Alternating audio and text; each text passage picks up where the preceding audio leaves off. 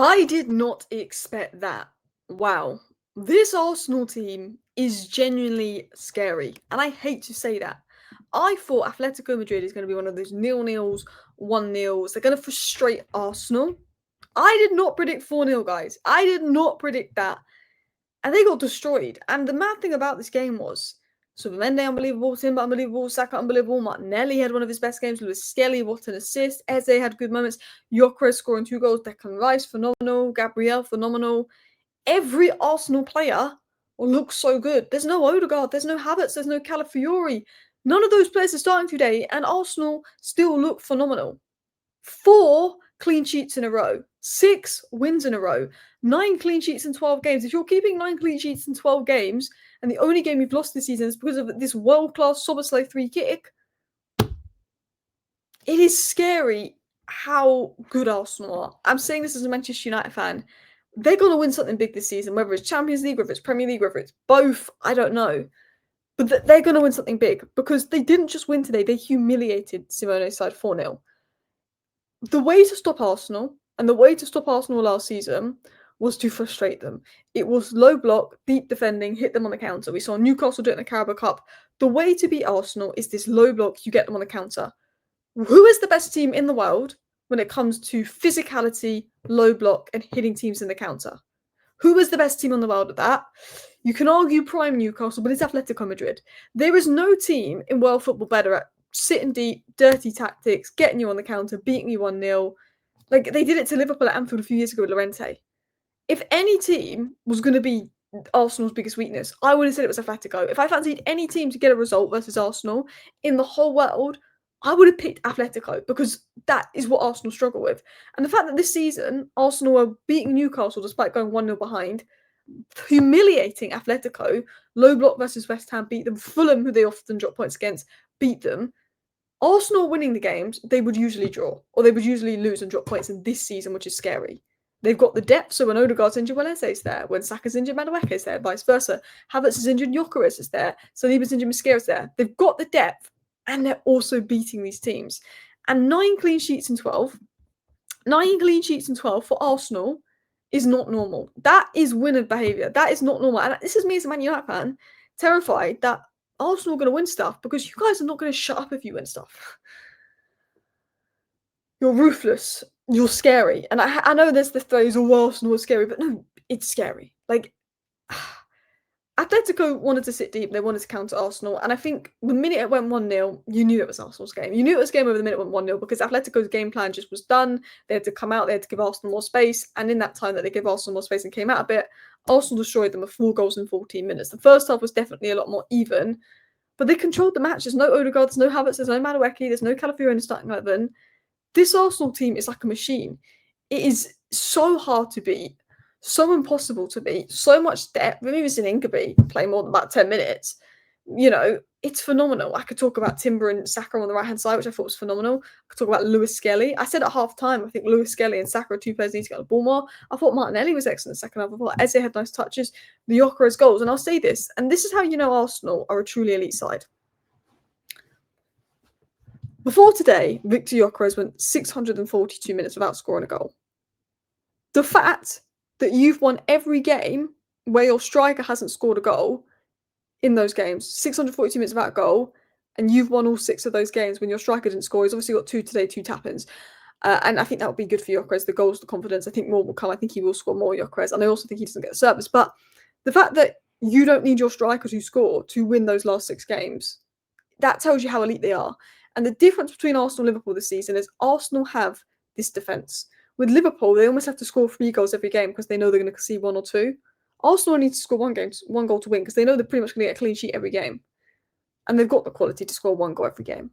And the fact that they don't need their striker to score and they can still win games, it tells you everything. Now, we often talk about Arsenal, the set pieces. Gabriel scored, oh, it's another set piece. But it works. We can criticise Arsenal all we want, but it works. The structure works. It might be boring sometimes, but it works. It's elite. It's near impossible to beat. You are breaking teams down with patience. You are you've changed the set piece game where people are having to come up with new ways to defend Arsenal set pieces because, Declan Rice's delivery, I've got no words for how good Declan Rice's delivery is. It's ridiculous. You can't just defend set pieces against Arsenal anymore. It's crazy. It's crazy. Now I want to talk about Gabriel. I want to talk about Saka. I want to talk about Zubimendi. I want to talk about a number of things. So we're going to break down into my notes on that. But let me know your thoughts down below. I'm just getting the slides up here. So these are Gabriel's game numbers. No centre-back in Europe's top 5 leagues has more combined goals and assists than Gabriel this season in 4 already.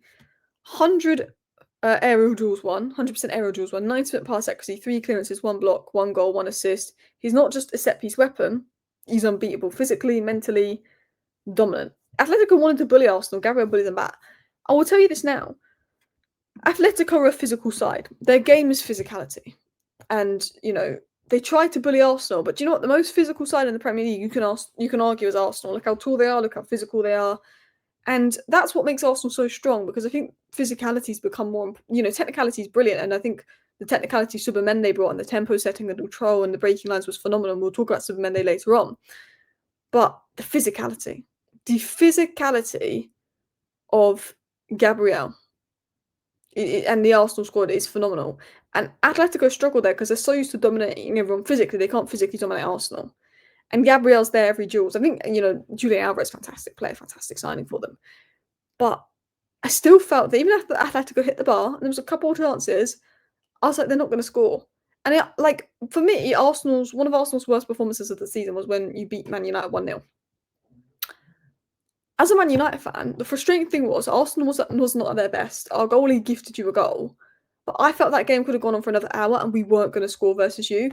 Like, when you are 1-0 up, you are the most frustrating team in the world to play against, because we've got to then push you and give you more space, and we know that once you give Arsenal space, they can score 3 or 4. Look what happened to Atletico.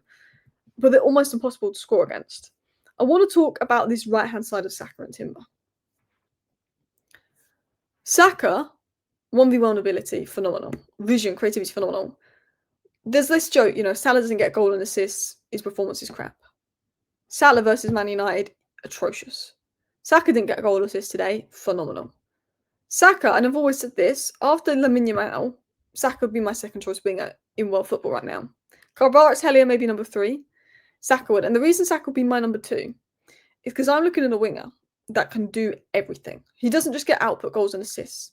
He's done this when Arsenal have underperformed. He's done this when Arsenal are good. He's done this when Arsenal are bad. He's done it for England. He's played on the left. He's played on the right. But you look at some of the top wingers, like your Vinicius and like your Salahs, and they are literally told they can stay high and they can come in central and they don't need to do much pressing and they don't need to do much tracking back. But Saka doesn't get that license. And maybe that's why his numbers will never maybe be as good as those players, despite his numbers being good. Saka has so much defensive work to do. Saka does so much pressing. Saka has to hold the width. Saka doesn't play anywhere near as close to goal as those other wingers. He's more of an old school winger, Bukayo Saka. And he still does it all.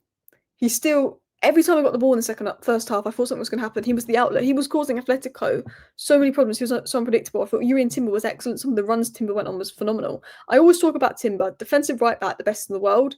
Going forward, a good right back, but not like the best in the world. But I thought Timber was phenomenal going forward. I thought Timber and Saka on their right-hand side was phenomenal. And the understanding between Timber and Saka was great. They were fantastic. There was no goals and assist output there, but it was pure chaos. We've got to talk about, you arguably could say this guy's man of the match. We've got to talk about this. Zubimendi. His control, his calmness, and his passing is transforming the midfield. Some people said this guy wouldn't be an upgrade on Partey.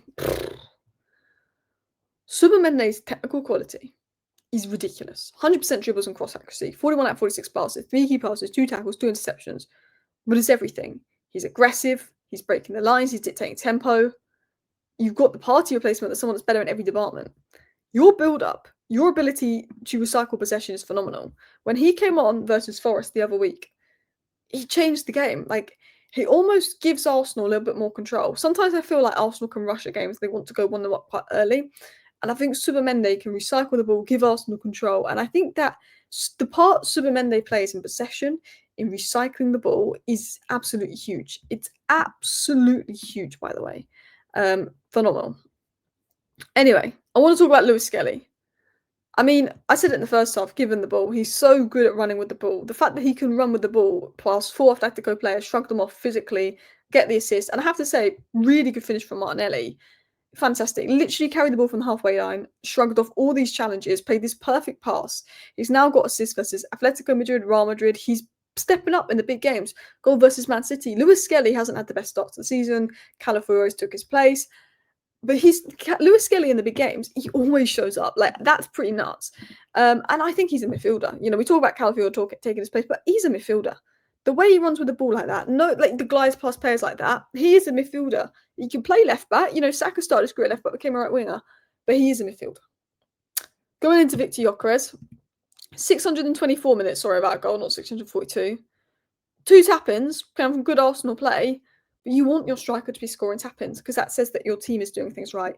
You want your striker to be scoring tap-ins because it's like, okay, the team is doing something right. He worked hard, he linked play, he played aggressive. And look, 5 duels, 1, 2 goals, 3 clearances. I thought he held the ball quite well. And the fact that Arsenal have won games comfortably with Gyokeres not even scoring is because they're an elite side. So if Gyokeres starts getting his scoring boots on and they start creating chances for Gyokeres, because I think one of the reasons Gyokeres isn't scoring is because he's not getting chances created, you're going to be even better. And I look at Arsenal, and this is what scares me. Oh. There we go. 4 goals in 14 minutes. Like, I mean, I think some of it was Atleti's head had gone. 9 clean sheets in 12 games. That is not normal. 9 clean sheets in 12 games is ridiculous. All I'm going to say is thanks for the FPL points. I know it's Champions League, but other games. Technique, intensity, control, physicality. Atleti looked second best. The first half, of course, was a lot more even. The minute it was 1-0, it was game over. But the fact that you can destroy Real Madrid 3-0 and you can destroy Atletico Madrid 4-0, the fact that Arsenal can do that, we've seen you destroy Manchester City 5-1 last season, is crazy. But the thing that's always held Arsenal back is those low blocks when they can't score and they get frustrated and it's a 0-0 or they lose 1-0 against the run of play because they concede a counter-attacking opportunity. We saw Newcastle do that in the Carabao Cup last year. This was a game that if Arsenal was going to lose, this is a team that is built to play against Arsenal, and you battered them. And that's terrifying because I generally feel that this is Arsenal's chance to win something. It's not clicking at Liverpool. You can never write City out. You can never write Liverpool out. They might click. But I think this is Arsenal's year, and I hate it.